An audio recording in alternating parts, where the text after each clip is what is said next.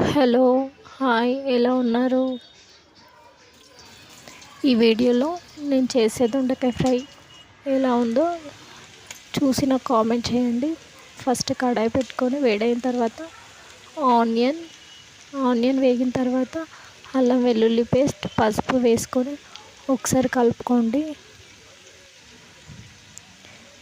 ఇలా వేసిన తర్వాత కొంచెం కొత్తిమీర వేసుకోండి. కరివేపాకు అవాయిడ్ చేయండి. కరివేపాకు దొండకాయలో వేస్తే డిఫరెంట్ టేస్ట్ వస్తుంది, అస్సలు బాగోదు.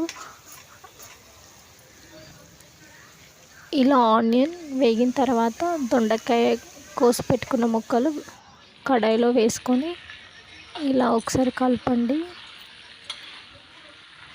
పిల్లలకి కాఫ్, కోల్డ్, ఫీవర్ ఉన్నప్పుడు బనానా అస్సలు పెట్టకండి. బనానా ఎందుకు పెట్టొద్దంటే సర్దైనప్పుడు కఫం అంతా ఛాతీలో పేరుకుపోతుంది కదా, దానివల్ల పిల్లలకి సర్ది అనేది తొందరగా తగ్గదండి. అందుకోసమని బనానా అవాయిడ్ చేయండి. పిల్లలకి సర్ది దగ్గున్నప్పుడు, ఫీవర్ వచ్చినప్పుడు కూడా అస్సలు పెట్టొద్దు. చలికాలంలో బనానా పెట్టాలి అని అనుకుంటే పిల్లలకి ఆఫ్టర్నూన్ టైంలో ఎండ ఉంటుంది కదా, ఆ టైంలో పెట్టండి. మార్నింగ్, నైట్ పడుకునేటప్పుడు బనానా ఇవ్వకండి.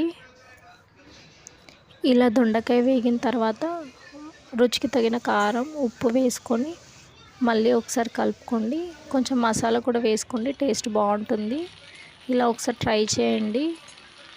మీరు కూడా ఇలానే, మీకు ఎలా ఇష్టం, దొండకాయ కర్రీ ఇష్టమా, ఫ్రై ఇష్టమా, నాకు కామెంట్లో చెప్పండి. Please subscribe my channel. Thank you అండి.